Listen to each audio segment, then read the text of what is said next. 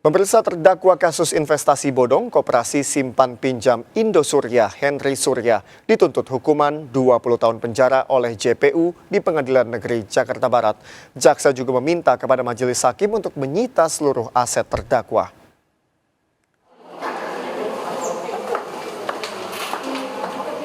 Pengadilan Negeri Jakarta Barat kembali menggelar sidang kasus investasi bodong Koperasi Simpan Pinjam Indosurya dengan terdakwa Henry Surya. Dalam sidang yang mengagendakan pembacaan tuntutan oleh Jaksa Penuntut Umum, terdakwa mengikuti sidang secara daring dari Rutan Salemba Cabang Kejaksaan Agung. Dalam tuntutannya, Jaksa Penuntut Umum yang diketahui Sahnan Tanjung menghukum terdakwa selama 20 tahun penjara dan denda sebesar 200 miliar rupiah. Jaksa juga meminta kepada majelis hakim untuk menyita seluruh aset terdakwa. Tahun maksimal dalam subsidiarnya denda 200 miliar, maksimal dalam ancaman subsidiar kurungannya 1 tahun. Itu ketentuan yang baku. Kenapa maksimal? Karena memang ini orang menurut saya sudah cukup meyakinkan kita. Tinggal di mana pertimbangan hakim agar perkara ini benar-benar pulih. Sementara kuasa hukum Henry Surya menolak tudingan terhadap kliennya karena tuntutan yang diberikan Jaksa Penuntut Umum dinilai mengabaikan fakta-fakta persidangan.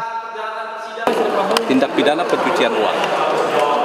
Tindak pidana pencucian uang itu harus memenuhi postur. Ada layeringnya, ada placementnya, ada layeringnya, ada integritasnya. Jadi kalau misalnya pinjam meminjam uang dan uang itu dikembalikan oleh si peminjam, itu namanya peristiwa perdata.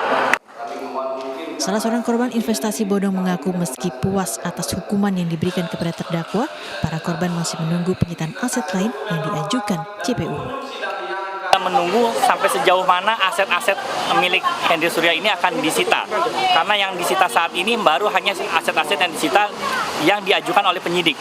Yang disita oleh penyidik. Tetapi aset-aset yang diajukan oleh Jaksa Penuntut Umum yang nilainya jauh lebih besar itu belum dikabulkan.